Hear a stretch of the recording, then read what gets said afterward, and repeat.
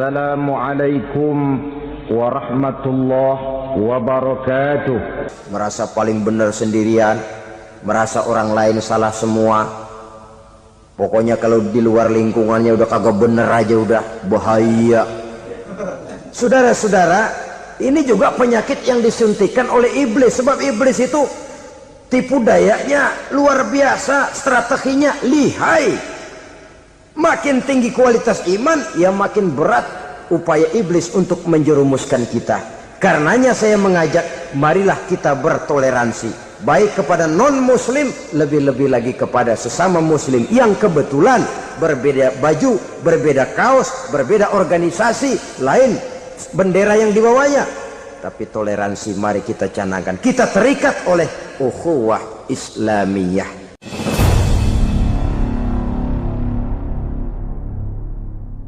Maksud utama daripada diutusnya Rasulullah sallallahu alaihi wasallam ke alam ini tidak lain adalah untuk memperbaiki akhlak manusia. 14 abad yang lalu, dari sebuah kota kecil yang tidak ada dalam peta, lahir satu proyek raksasa, proyek memperbaiki akhlak manusia.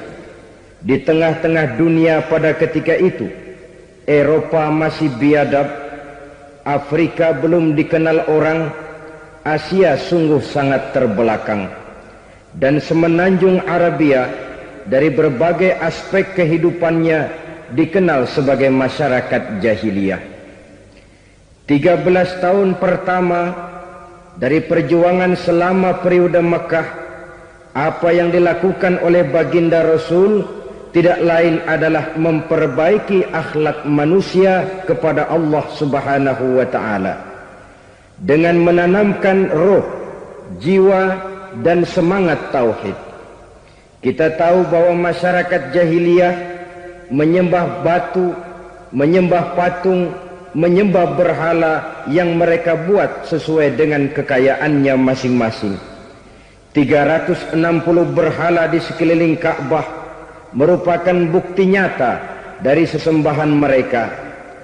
Yang kaya membuat berhala dari emas lalu disembah, yang setengah kaya bikin patung dari perak lalu disembah, yang hampir miskin bikin Tuhan dari kayu lalu disembah, yang miskin benar tepung terigu diadonin lalu dibentuk seperti wujud seseorang kemudian disembah, dan apabila selesai nyembah perutnya terasa lapar, Tuhannya habis dipretelin. Sepanjang sejarah kemanusiaan cuma masyarakat jahiliyah saja yang sampai makan Tuhan. Sesadis-sadisnya bangsa Indonesia belum pernah sampai makan Tuhan. Maka menghadapi manusia seperti ini, yang pertama dilaksanakan oleh Rasul memperbaiki akhlak mereka kepada Allah, menanamkan la ilaha illallah, bahwa tidak ada Tuhan yang perlu disembah selain daripada Allah Subhanahu wa ta'ala. Ini hakikatnya merupakan inti daripada ajaran Rasul-Rasul terdahulu. Kenapa? Seluruh Rasul bersumber dari satu sumber yang sama, yaitu dari Allah Subhanahu wa ta'ala. Maka prinsip ajaran ketuhanan yang mereka bawa tentu saja sama. Nabi Adam mengajarkan la ilaha illallah, Nabi Nuh mengajarkan la ilaha illallah, cuma tentu sambungannya Nuh Rasulullah. Nabi Ibrahim mengajarkan la ilaha illallah, Ibrahim Rasulullah. Nabi Musa mengajarkan la ilaha illallah, Musa Rasulullah. Bahkan Nabi Isa mengajarkan la ilaha illallah, Isa Rasulullah. Dan Nabi Muhammad mengajarkan la ilaha illallah, Muhammadur Rasulullah. Akhlak manusia kepada Allah dengan menanamkan tauhid. Jadi kalau ingin berakhlak yang benar kepada Allah, jaga tauhid, pegang teguh akidah. Saudara-saudara kaum muslimin rahimakumullah, lawan daripada tauhid adalah kufur. Kufur bisa dua, bisa kufur iman, bisa kufur nikmat. Kufur itu sifatnya, kafir itu orangnya. Ada orang kufur iman, dan ini merusak akhlak kepada Allah Subhanahu wa ta'ala. Kufur iman itu kadang-kadang bentuknya syirik, orangnya disebut musyrik. Kufur iman itu kadang-kadang bentuknya nifaq, orangnya disebut munafik. Kufur iman itu kadang-kadang bentuknya riddah, orangnya disebut murtad.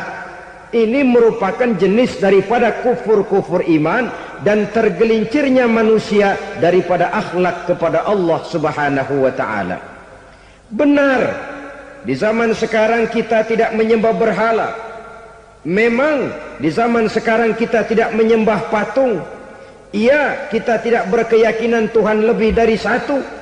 Tapi kadang-kadang akhlak kita kepada Allah sering lentur dan luntur, sering bergoyang dan tergoncang, sering kena erosi dan polusi.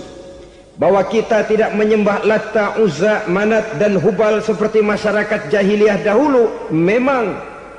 Tapi Latta zaman sekarang, Uzza zaman sekarang, Manat dan Hubal di zaman sekarang, berhala-berhala di abad kita sekarang ini, kadang-kadang bernama harta, kadang-kadang bernama wanita, kadang-kadang bernama tahta, mungkin juga bernama Toyota. Sesuatu yang lebih kita agungkan daripada Allah, menjelmalah dia menjadi berhala-berhala di zaman kita sekarang ini. Manakala kita di kantor sudah lebih takut kepada kepala bagian kita daripada kepada Allah, maka Tuhan kita barangkali adalah kepala bagian kita. Manakala kita sudah lebih takut kepada manusia daripada kepada Allah, bergeserlah akhlak kita kepada Allah, mengagungkan manusia dan menomorduakan Allah. Maka di zaman sekarang akhlak kita kepada Allah sering kena erosi, sering kena polusi. Mungkin karena sulitnya lapangan kerja, tingginya tensi ekonomi, persaingan hidup yang makin tajam, sulitnya mencari lapangan kerja, orang kadang-kadang nekat, sedikit pertimbangan picik, pandangan, mudah melakukan potong kompas, sehingga terjadilah perbuatan-perbuatan yang memelencengkan akhlak kita kepada Allah Subhanahu wa ta'ala. Kadang-kadang terjebak mempercayai selain daripada Allah. Kadang-kadang terjebak di dalam mengagungkan yang selain daripada Allah lebih dari yang seharusnya. Terkenalah akhlak kita kepada Allah jaringan-jaringan erosi dan polusi. Kufur sebagai lawanan daripada tauhid merupakan sifat daripada orang yang tidak berakhlak kepada Allah. Bentuknya pertama bisa syirik. Syirik itu artinya meyakini ada Tuhan lain selain daripada Allah. Itu yang namanya syirik. Jadi percaya Tuhan ada, cuman Tuhannya kelebihan. Itu yang disebut syirik, dan itu merupakan cerminan dari akhlak yang rusak kepada Allah Subhanahu wa ta'ala. Berkeyakinan Tuhan lebih dari satu, berkeyakinan bahwa Tuhan itu beranak atau diperanakkan, atau mengagungkan sesuatu sama dengan Allah, atau menjadikan yang selain Allah sebagai tujuan akhir daripada perjalanan kehidupan ini, maka itu sudah terjebak kita dalam musyrik. Dan syirik satu dosa yang tidak berampun. Bahasa kasarnya, yang namanya syirik itu jenis bapak moyangnya dosa. Saudara-saudara, sebab itu saya pesan, kalau memang terpaksa, biasanya yang tinggal di kota-kota besar itu kalau tidak kepengen dosa kan susah. Kalau terpaksa harus bikin dosa, cari yang kecil-kecil saja, yang kira-kira taubatnya gampang, umpamanya pulang sholat Jumat nukar sendal, umpama yaitu jelas dosa, tapi dosa yang taubatnya agak mudah. Jangan sampai terjebak ke dalam syirik, menyekutukan Allah. Kalau sudah menyekutukan Allah, Allah dimadu, murka benar Allah kepada kita. Innallaha la yaghfiru ayyushraka bih wa yaghfiru ma duna dzalika liman yasha. Allah tidak akan memberi ampun kepada orang yang menyekutukannya dengan sesuatu, tapi Allah mau mengampunkan dosa yang selain itu bagi orang yang dikehendakinya. Jadi orang-orang yang sudah terjebak syirik, menyekutukan Allah, meyakini ada Tuhan lain selain daripada Allah, meyakini Tuhan beranak atau diperanakkan, bagaimanapun baiknya mereka di dunia, bagaimanapun sosial jiwanya, bagaimanapun pemurah tangannya memberikan santunan dan pertolongan kepada orang lain, kalau sudah syirik, seluruh nilai kebaikannya akan tidak ada gunanya lagi, karena tidak ada tempat nilai kebaikan itu bergantung. Sedangkan kita berbuat baik agar diterima oleh Allah. Kalau Allahnya marah kepada kita, siapa yang akan menerima nilai kebaikan itu sendiri? Ini bentuk yang pertama. Yang nyata-nyata menyembah berhala, syirik. Yang nyata-nyata beriktikad Tuhan lebih dari satu, syirik. Atau yang tersamar. Yang tersamar itu yang sering jadi penyakit kita.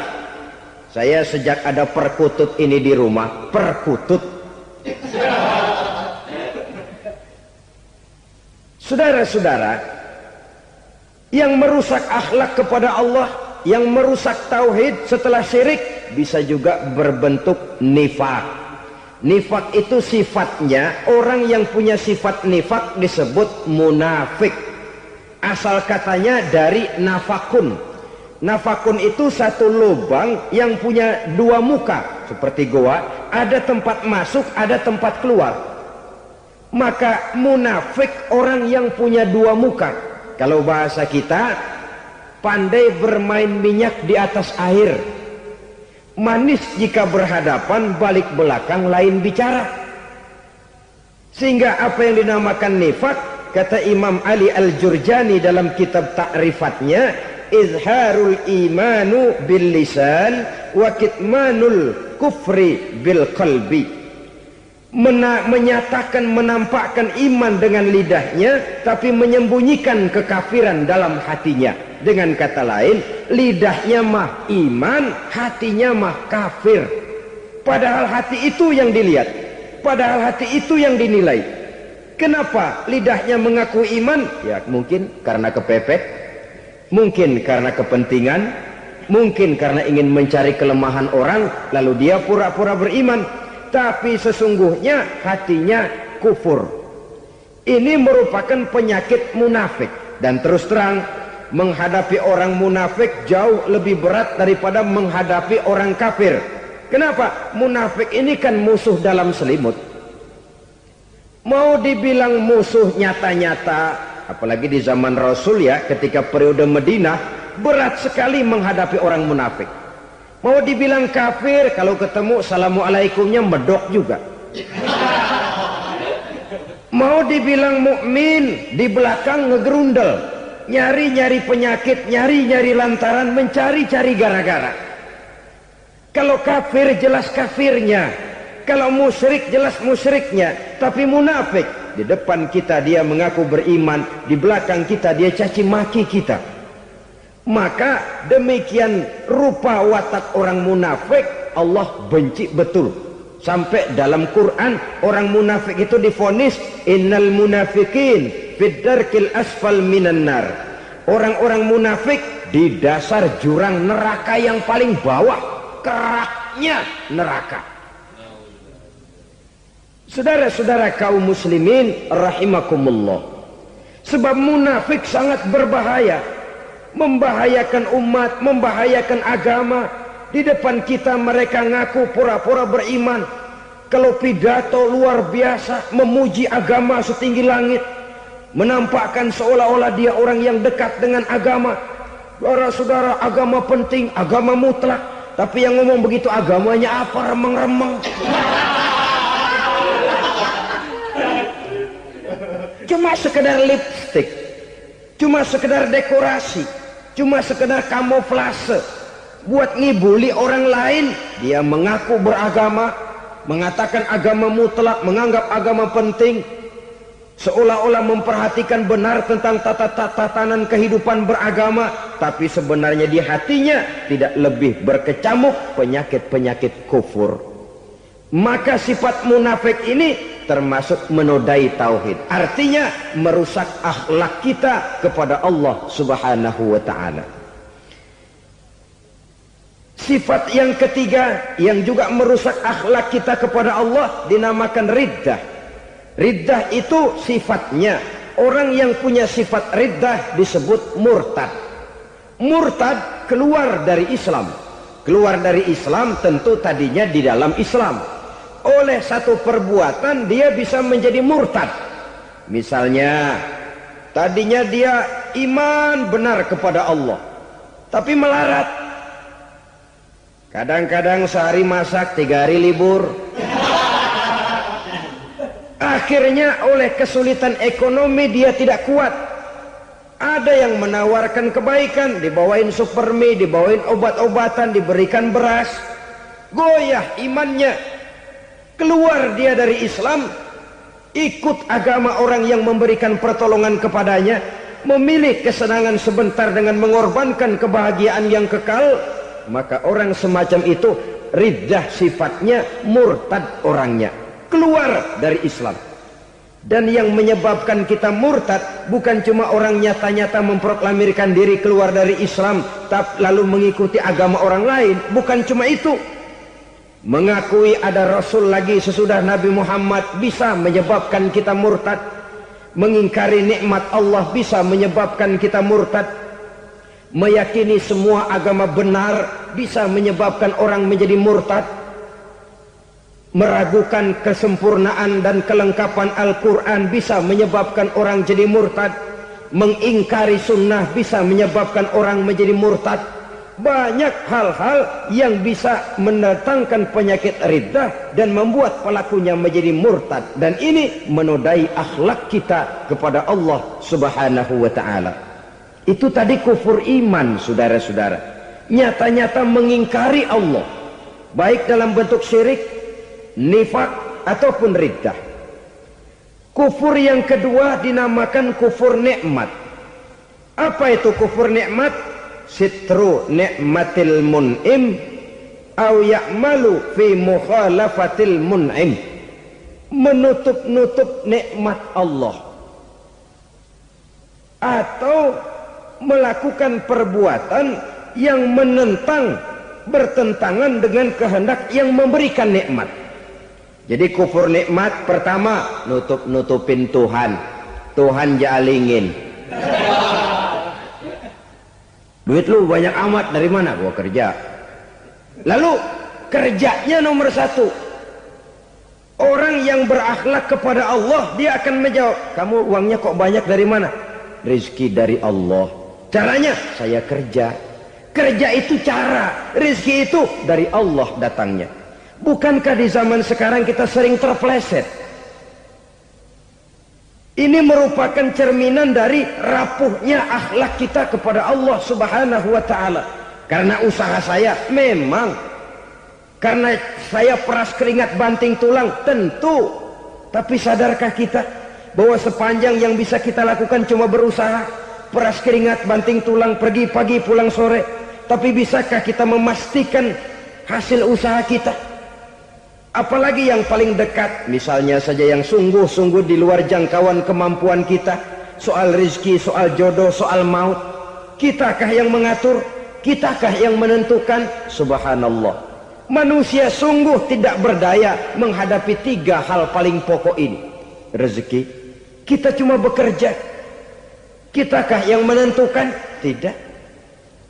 Kita berusaha saja, rezeki belum pasti dapat. Apalagi kalau kita tidak berusaha. Jangan terjebak dalam fatalisme.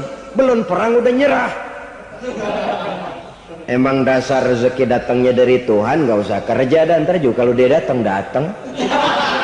Dari mana datangnya? Kerja saja belum tentu dapat rezeki, apalagi kalau tidak kerja. Yang jelas usaha perlu kepastian, itu urusan Allah. Ini akhlak kepada Allah Subhanahu wa ta'ala. Jodoh juga begitu. Kita berusaha, kita berupaya, Allah menghendaki lain jadinya. Maut juga begitu. Siapa sih yang pengen ngadepi maut? Siapa sih yang pengen mati? Siapa sih yang pengen ketemu malaikat Israel? Tidak seorang pun kalau ditanya, kecuali mereka yang putus asa ya. Kalau otaknya masih normal, mau mati mesti belakangan dulu dari dikit. Tapi yang satu itu saudara, kalau dia sudah datang, tenaga mana yang bisa menolak? Kalau dia sudah berkunjung, kekuatan mana yang bisa menghindar? Kalau dia sudah ingin bertemu, kemana kita bisa melarikan diri? Manusia sepanjang yang dia lakukan hanya berusaha, tapi kepastian, ketentuan dari Allah Subhanahu wa ta'ala. Orang yang kufur nikmat, nutupin Allah. Dia merasa rezekinya adalah mutlak peras keringatnya, seolah-olah Allah nggak punya peranan apa-apa di situ. Oh, ini kan saya bisa rumah begini karena saya kerja keras. Oh, ini mobil saya begini saya kerja keras. Peras keringat banting tulang keras.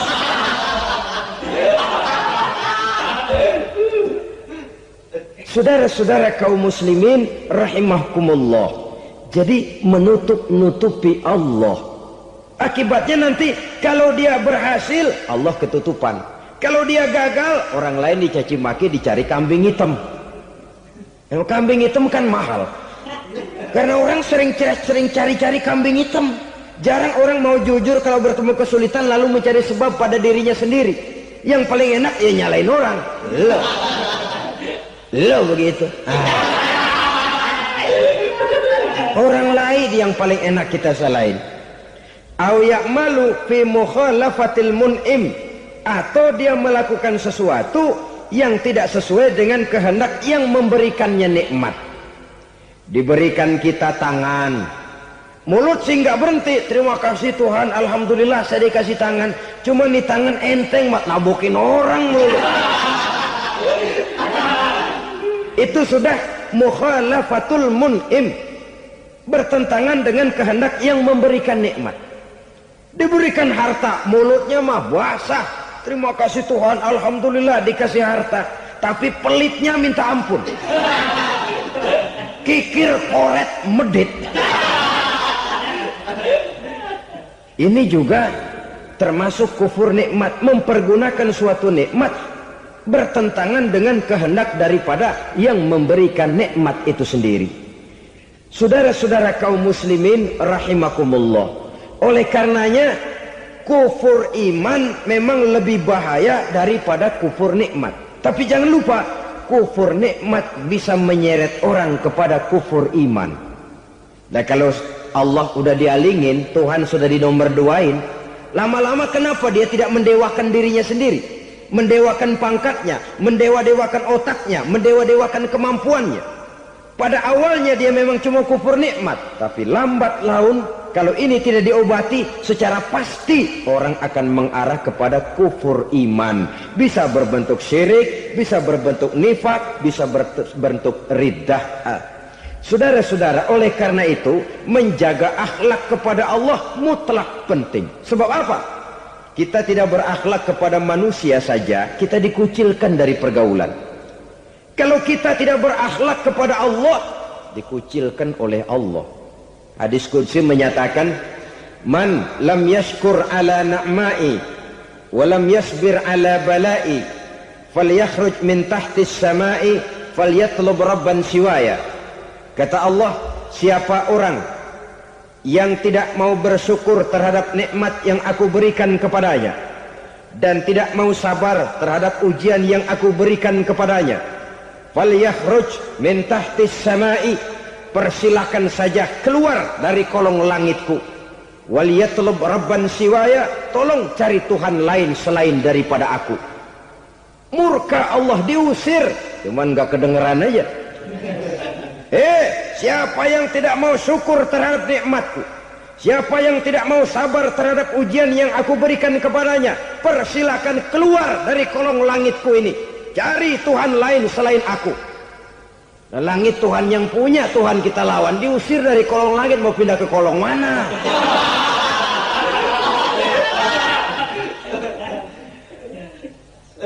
Jadi jangan merasa kufur nikmat kan enteng. Iya, kelihatannya begitu, tidak sebahaya kufur iman. Tapi kufur nikmat ini merupakan anak tangga yang kalau kita sudah mulai naik, kita akan naik terus sampai kepada tingkat di mana kita mengalami kufur iman.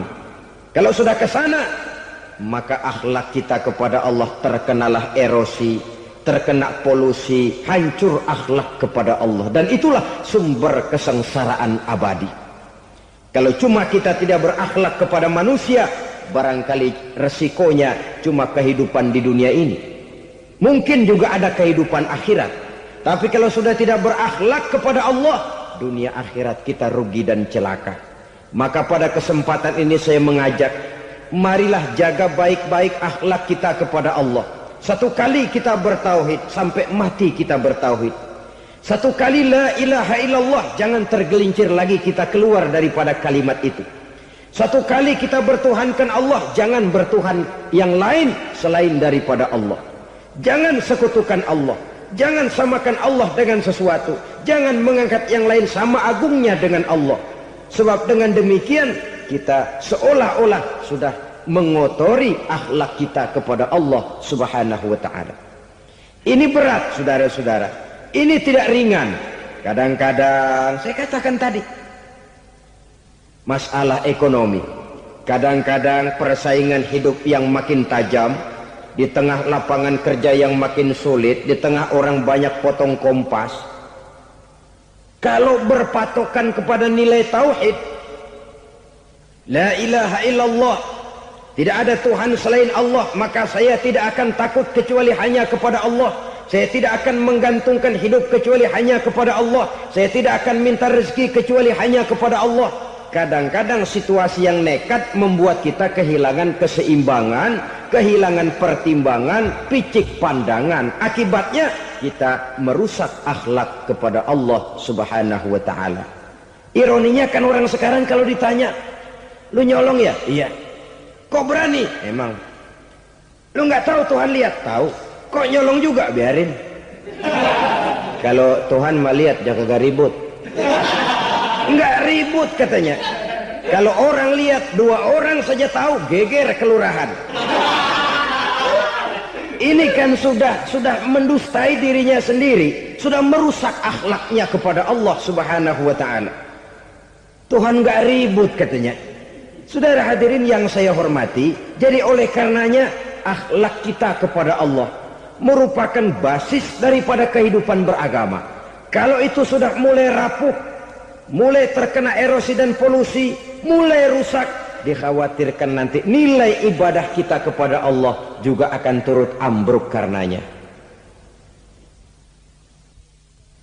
Saudara-saudara kaum muslimin rahimakumullah, tugas yang kedua memperbaiki akhlak manusia kepada sesama manusia. Kita tahu Islam sesuai dengan namanya adalah agama damai. Maka akhlak manusia kepada sesama manusia menempati porsi yang penting dalam kehidupan beragama. Bagaimana seorang muslim bergaul, bertata krama terhadap sesama manusia. Mari kita lihat lebih jauh persoalannya. Untuk memudahkan pembicaraan dari kacamata agama, kita kelompokkan saja manusia itu dalam 2. Pertama yang seiman dan yang kedua yang tidak seiman. Yang tidak seiman itu kita sebut saja kufur atau kafir. Nah, kepada yang kafir pun kita diajarkan untuk berakhlak. Apalagi kepada yang memang nyata-nyata seiman, sekeyakinan, seakidah. Kemanapun Islam datang, ke negara manapun ia masuk, ia tidak menaburkan kerusakan. Jadi tidak benar kalau orang pernah itu menggambarkan saking sentimennya seorang orientalis pernah menggambarkan Nabi Muhammad di tangan kirinya Quran, di tangan kanannya pedang, menggambarkan seolah-olah Islam dikembangkan dengan kekerasan. Sebenarnya tidak sama sekali. Kalaupun dalam sejarah perkembangan Islam pernah terjadi perang, maka perang dalam Islam sesungguhnya apabila kita amati sejarahnya bukan untuk memaksakan agama, karena memang agama tidak bisa dipaksakan, tetapi justru untuk mempertahankan agama dari segala macam hambatan, rintangan, hinaan dan fitnahan. Tapi kemanapun yang jelas Islam masuk, dia tidak pernah membuat kekacauan, kerusuhan ataupun penghancuran. Candi Prambanan bahkan dipugar, gereja-gereja tidak ada yang dihancurkan oleh umat Islam. Kenapa? Islam agama damai. Soal agama, soal lakum dinukum waliyadin, la ikraha fid din, qad tabayyana ar-rusydu minal ghayy. Tidak ada paksaan dalam beragama, sebab nyata yang benar dengan yang tidak benar. Belum pernah ada orang kafir masuk ke perkampungan orang Islam lalu dikejar-kejar, diteriakin kafir, kafir, sunatin.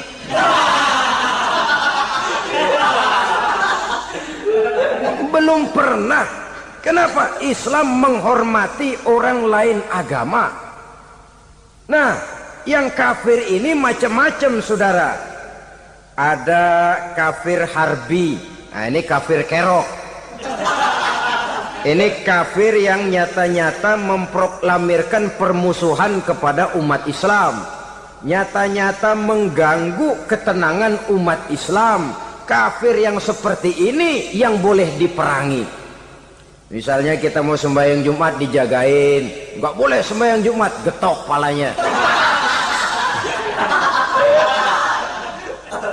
Kafir harbi artinya tantangan perang datang dari mereka, bukan kita yang mulai, mereka yang buka front. Prinsipnya umat Islam tidak boleh mencari-cari musuh, tapi pun tidak boleh lari kalau ketemu musuh. Musuh jangan dicari, ketemu jangan lari. Karena itu kesan seolah-olah umat Islam ini teroris, umat Islam ini destroyer, umat Islam ini sering menimbulkan keonaran, kerusakan, sungguh satu fitnahan yang sangat keji. Umat Islam adalah umat yang cinta damai. Islam di masa perkembangannya masuki Eropa melalui Selat Gibraltar, Jabal Tariq, memasuki Spanyol. Islam tidak pernah meruntuhkan gereja, Islam tidak pernah membunuh orang-orang Nasrani. Bahkan Islam mewariskan peradaban dan kebudayaan yang begitu tinggi nilainya di bidang ilmu pengetahuan, sampai ketika itu Barat banyak mengkaji ilmu pengetahuan dari dunia Islam. Buku-buku berbahasa Arab diterjemahkan ke bahasa Yunani, dipelajari oleh para cendekiawan di negeri Barat sana. Mereka mengambil manfaat yang banyak dari masuknya Islam ke Eropa. Sementara gereja tetap berdiri dengan megahnya, kuil-kuil tempat peribadatan tidak satupun yang diusik-usik. Kenapa? Islam agama yang cinta damai. Asal dia tidak diganggu, asal kehormatannya tidak dihinakan. Jadi kafir harbi, kafir yang nyata-nyata nantang perang, ngajak berkelahi, itu kafir yang nyari penyakit. Kafir harbi ini boleh diperangi dengan catatan mereka yang memang mulai. Yang kedua kafir zimmi. Kafir zimmi, kafir yang hidup di tengah mayoritas muslim, tapi mereka mau hidup dengan aman, damai, tenang. Mereka wajib dilindungi. Bahkan Nabi pernah memberikan satu jaminan, man aza zimmiyan faqad azani. Siapa yang mengganggu orang kafir zimmi sama saja dengan mengganggu saya. Kehormatannya dijaga, harta bendanya dilindungi, anak istrinya pun dilindungi. Dan ini jadi kenyataan. Saudara bisa lihat di negara-negara yang mayoritas penduduknya beragama Islam, orang-orang kafir di luar Islam hidup dengan tenang, aman, damai. Di Saudi Arabia, di luar tanah haram, di luar Mekah dan Madinah, banyak orang-orang kafir mencari nafkah. Mereka tenang, aman, dilindungi undang-undang. Begitu di Mesir, begitu di negara Indonesia yang berdasarkan Pancasila ini. Kehidupan beragama menimbulkan gairah, rukun, tenang, aman, damai, sepanjang tidak saling ganggu, tidak saling usik, menghargai orang yang sudah beragama, tidak menjadikan penganut suatu agama sebagai sasaran dari dakwah agama lainnya. Saudara-saudara kaum muslimin rahimakumullah. Jadi memang oleh Al-Quran kita dianjurkan asyidda 'alal kuffar ruhama bainahum. Tegas kepada orang kafir, kasih sayang kepada sesama muslim.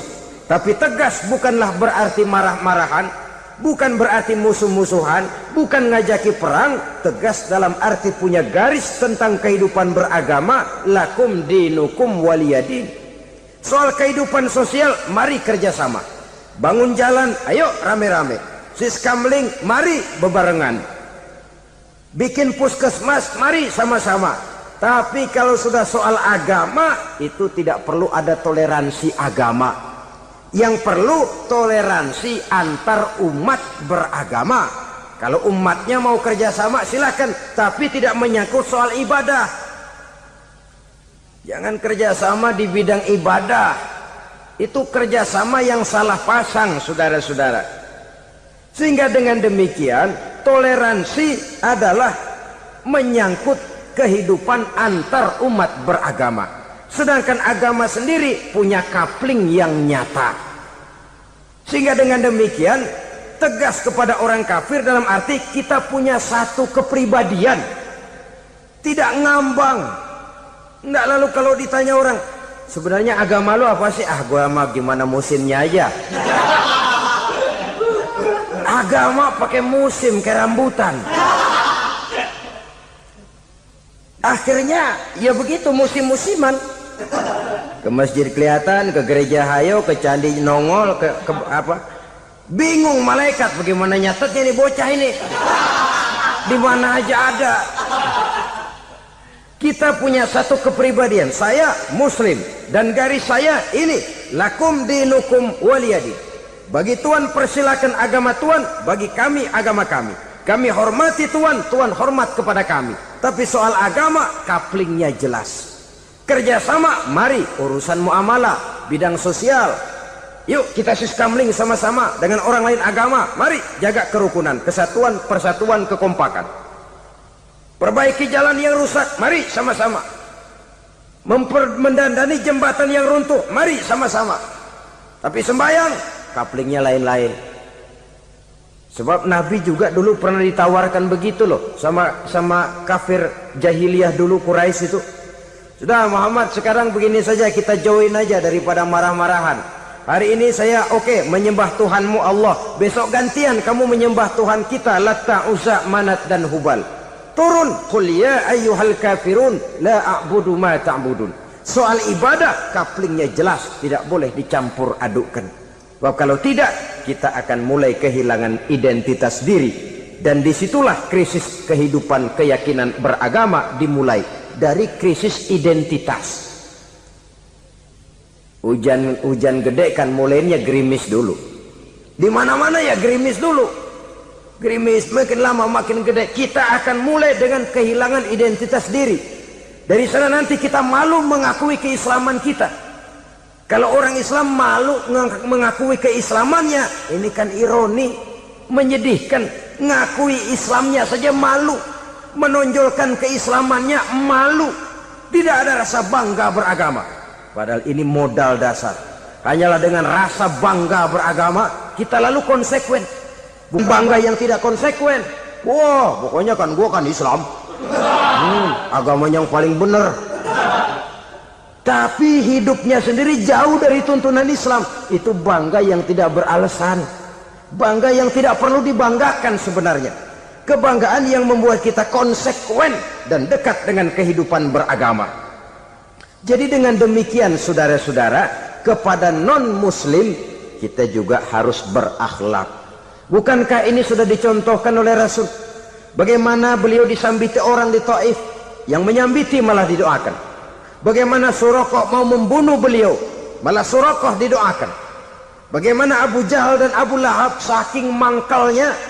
Ini Abu Jahal pernah gali lubang di kamarnya sendiri, di depan tempat tidurnya. Setelah dia gali lubang, ditutupin pakai keraras korma. Lalu dia tarik selimut, belagak meriang. Dia pesan pesuruhnya, bilangin Muhammad encangnya meriang. Pamannya sakit, minta ditengokin. Nabi dengan segala husnuzonnya berangkat nengokin. Abu Jahal dari balik selimut ngintip. Itu dia Muhammad, itu dia tuh. Dia tuh, masuk Dani, masuk. Mulai di jalan, senang Abu Jahal. Terus. Begitu ke pelosok, masuk ke lubang, gue pendem terus lalu. Memang niatnya mau mencelakakan Nabi. Sudah tinggal beberapa langkah lagi Nabi akan berjalan ke arah lubang itu. Malaikat Jibril ngasih tahu, Muhammad, Abu Jahal pamanmu cuma pura-pura sakit. Di depan tempat tidur itu ada lubang sudah dia gali untuk menjerumuskan kamu. Sudah, balik pulang. Balik badan Nabi. Sudah hampir mau melangkah, kakinya malah muter pulang. Abu Jahal yang ngelihat Nabi sudah hampir jatuh nggak jadi, balik pulang. Lupa kalau lagi sakit. Udah Muhammad buruan sini. Nabi ke pintu, dia kejar. Dia lupa sama lubang yang dia gali. Begitu dia kejar, dia yang ke pelosok masuk ke dalamnya. Sejak saat itu ada pepatah, man hafara hufratan waqa'a fiha. Siapa yang suka nggali lubang, dia sendiri bakal terpelosok ke dalamnya. Jatuh dia ke lubang yang dia gali. Padahal ya paling banter 2 atau 3 meter paling dalam. Dari dalam lubang itu dia teriak-teriak, Muhammad, tolongin, pamanmu kecebur. Kasih tahu Muhammad, kasih tahu, datang lagi lah pesuruhnya. Muhammad, pamanmu Abu Jahal kecebur, minta tolong diangkatin. Sudah diulur tambang, habis sambung lagi, nggak bisa sampai. Masa iya, cuma kamu yang bisa nolong. Apa yang dilakukan Nabi? Balik mau nolongin. Akhlak. Kita kalau ada orang gali lubang buat nyeburin kita, dia sendiri yang kecebur. Gorok gua kagak lemin loh. Mati sekalian dah. Nabi mah enggak, balik nolongin tuh Abu Jahal. Kenapa paman kecebur? Iya Muhammad, tolong, tambang udah diulur-ulur, sambung-sambung nggak sampai. Aduh kasihan paman, nih pegang tangan saya. Nabi cuma ulurin tangan, nyampe dipegang oleh Abu Jahal. Diangkat ke atas. Nyampe atas, apa kata Abu Jahal? Tambang bergulung-gulung nggak nyampe, kamu cuma pakai tangan doang kok bisa Muhammad, hebat banget sihirmu. Mukjizat dia bilang sihir, udah ditolongin nyelak lagi, kan yang enak kita injak palanya. Orang dulu bilang wah katanya nolongin anjing kejepit, udah selesai ditolongin malah yang nolong digigit. Saudara hadirin yang saya hormati, kepada orang-orang kafir kita harus berakhlak, menghormati mereka, tidak memaksakan satu keyakinan dalam batas-batas yang ditolerir oleh agama, yaitu pada masalah-masalah sosial dan muamalah. Itu kepada non-muslim, apalagi kepada sesama muslim. Baik akhlak kepada orang tua, akhlak kepada guru, akhlak kepada jiran atau tetangga, itu semua termasuk dalam akhlak kepada sesama manusia. Akhlak kita kepada orang tua, kadang-kadang kita orang timur ini ketularan orang barat. Engkongnya dianggap CS, salaman main kedet aja, halo kong, engkongnya bahalo dibengong. Saudara-saudara kaum muslimin rahimakumullah, akhlak yang tua kepada yang muda, akhlak yang muda kepada yang tua, kepada jiran dan tetangga, kepada sanak famili dan handai tolan, pendeknya kepada sesama muslim. Tetangga ada haknya, ada hak tetangga yang kalau kita berakhlak itu harus dipenuhi. Contoh kecil, kalau saya beli radio, itu saya dong boleh berpikir, ini radio saya beli pakai uang saya setel di rumah saya, sekeras-kerasnya ada apa sama orang lain? Radio gua, yang beli gua pakai duit gua, gue setel di rumah gue, ada urusan apa sama orang lain? Itu kalau menurut saya. Tapi tetangga sebelah saya kan bisa juga ngomong begitu, mata gue, Yang ngantuk gue tidur di rumah gue. Kenapa suara radio lu masuk kemari? Ketika itulah lalu kebebasan saya nyetel radio dibatasi oleh kebebasan tetangga saya yang mau tidur. Ini sudah akhlak namanya. Umpamanya lagi ada Nabi ajarkan, iza tobakhta maraqatan fa'akthir ma'aha wa ta'ahad jiranaka. Kalau kamu masak sayur, banyakin kuahnya, bagiin tetangga kamu. Bukan bagiannya itu yang jadi soal, tapi akhlak kepada tetangga. Udah tahu tetangganya kelaparan, diseksa, goreng ikan asin, se-RW baunya ngayap, kembang kempis orang nungguin. Saudara hadirin ma'asyiral muslimin rahimakumullah. Jadi dengan demikian, kalau sudah kembali kepada orang-orang yang nilai imannya sama dengan kita, apapun organisasinya, apapun baju yang mereka pakai, kaos yang mereka pakai, jaket yang mereka pakai, kalau sudah seakidah, seiman, jaga akhlak kita. Pendapat boleh berbeda, kaos boleh tidak sama, jaket boleh beraneka warna, bendera boleh beragam-ragam, tapi ukhuwah Islamiyah ini utamakan. Adalah lebih baik mencari persamaan dalam kehidupan dan bukan memperbesar perbedaan. Hanyalah dengan mengembangkan nilai-nilai akhlak semacam ini, toleransi tidak hanya diperlukan kepada yang non-muslim, kepada sesama muslim pun toleransi. Artinya apa? Jangan memponis amalan orang lain. Yang usolli, yang tidak usolli, berjalanlah menurut keyakinannya masing-masing. Jangan lalu memponis, itu namanya nggak toleransi. Kamu nggak pakai usolli ya? Enggak. Brengsek. Kamu pakai usolli ya? Iya. Bid'ah. Nah, dua-duanya kagak yang benar. Kalau yang sembahyang kagak benar, bagaimana yang kagak sembahyang? Apa itu yang benar? Toleransi, setuju dengan perbedaan pendapat, jangan memponis amalan orang lain. Karena kita hanya beramal, hak menerima adalah Allah Subhanahu wa ta'ala. Jangan sebentar-bentar mencap bid'ah dolalah, finnar, neraka. Kayaknya neraka kapling orang tuanya kali. Gampang bener masukin orang ke neraka. Kita kadang-kadang bisa toleransi dengan orang luar, tapi kepada sesama muslim toleransi tidak sanggup kita adakan. Mengklaim merasa kita yang benar, orang lain salah semua, itu tidak toleransi namanya. Mentang-mentang jadi ustadz, nih satu-satunya ustadz di sini ya, semuanya mesti ngaji kemari. Kalau nggak ngaji kemari Islamnya kurang tapi benar. Toleransi.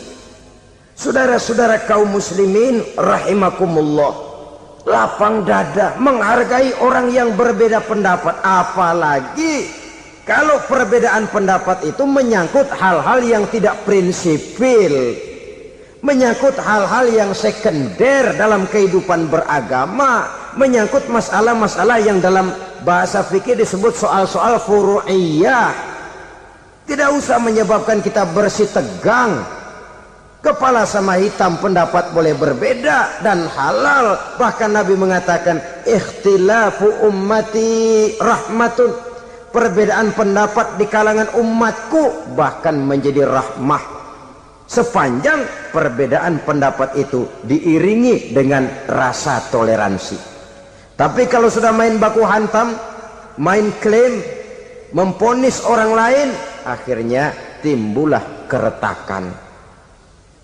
Jangan heran kadang-kadang satu masjid dua kelir.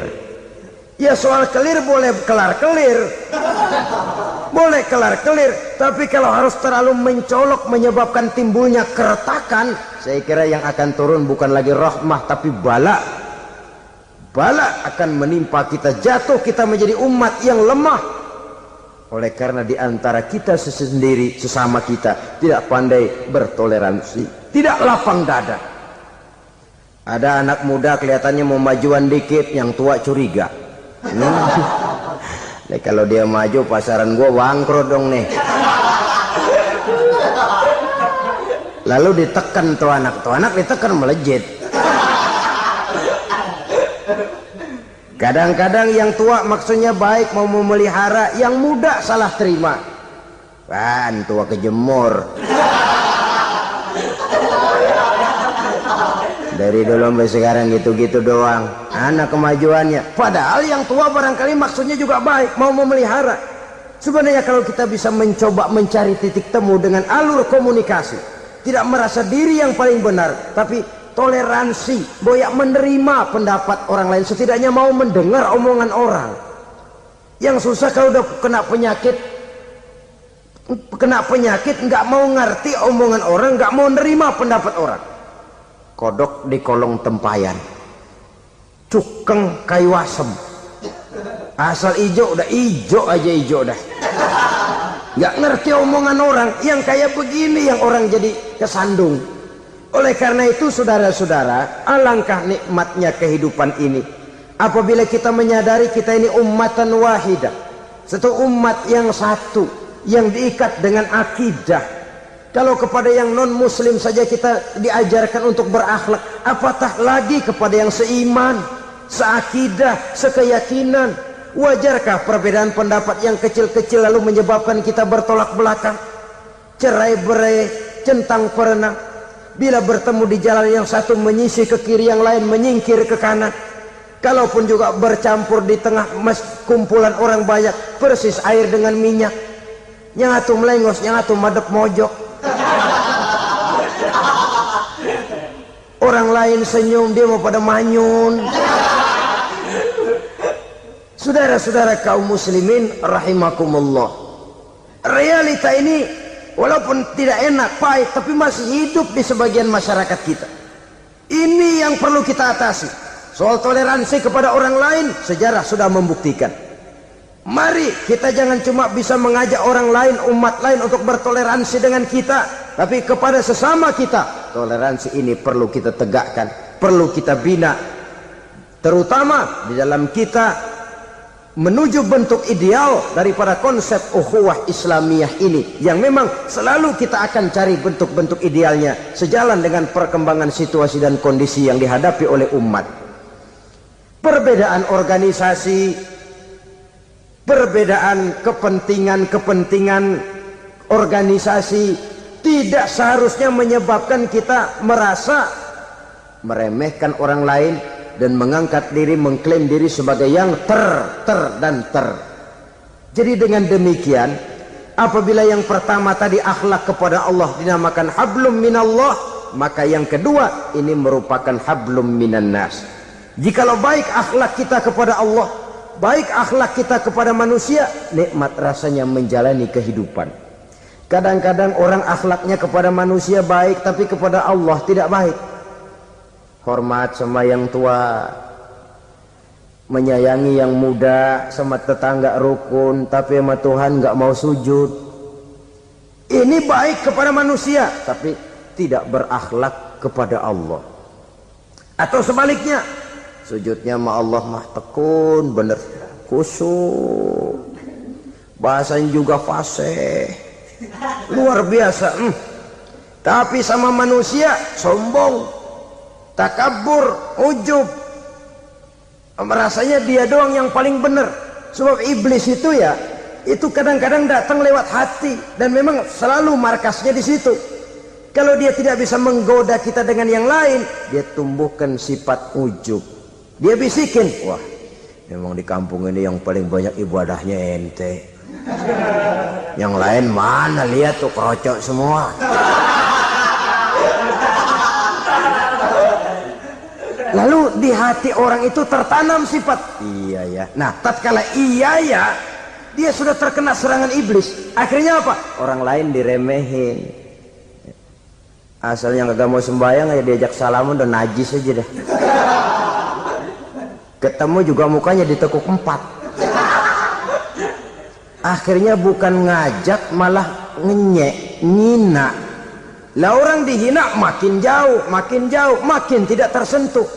Bukan cara itu yang diajarkan oleh Rasul. Bahwa orang tidak mau sholat, tugas kita mengajak. Soal dia tidak sholat, ya itu dosa dia kepada Allah. Saudara-saudara kaum muslimin, ujub disuntikkan oleh iblis ke dalam hati kita. Sujudnya kepada Allah benar, tapi akhlaknya kepada sesama manusia. Merasa paling benar sendirian, merasa orang lain salah semua. Pokoknya kalau di luar lingkungannya udah kagak bener aja udah bahaya. Saudara-saudara, ini juga penyakit yang disuntikkan oleh iblis. Sebab iblis itu tipu dayanya luar biasa, strateginya lihai. Makin tinggi kualitas iman, ya makin berat upaya iblis untuk menjerumuskan kita. Karenanya saya mengajak, marilah kita bertoleransi, baik kepada non muslim, lebih-lebih lagi kepada sesama muslim yang kebetulan berbeda baju, berbeda kaos, berbeda organisasi, lain bendera yang dibawanya. Tapi toleransi mari kita canangkan. Kita terikat oleh ukhuwah Islamiyah. 2. Yang ketiga, akhlak manusia kepada makhluk Allah lainnya di luar manusia. Islam, saudara-saudara, dengan berakhlak kepada Allah, berakhlak kepada sesama manusia, berakhlak kepada makhluk Allah di luar manusia, baik flora maupun fauna, maka mudah-mudahan akan terciptalah satu ekosistem, satu lingkungan hidup yang membuat kita nikmat menjalani kehidupan ini. Inilah saja yang kita bicarakan pada pertemuan kali ini. Terima kasih atas segala perhatian, mohon maaf atas segala kekurangan. Marilah kita membina nilai-nilai akhlak walaupun berat tantangannya. Sungguh lebih baik rakyat rendah yang berakhlak tinggi daripada pejabat tinggi yang berakhlak rendah. Karena nilai manusia pada akhirnya ditentukan oleh akhlaknya itu. Mau sukses di masyarakat, mari kita utamakan akhlak. Usikum wa nafsi bitaqwallah. Wassalamualaikum warahmatullahi wabarakatuh.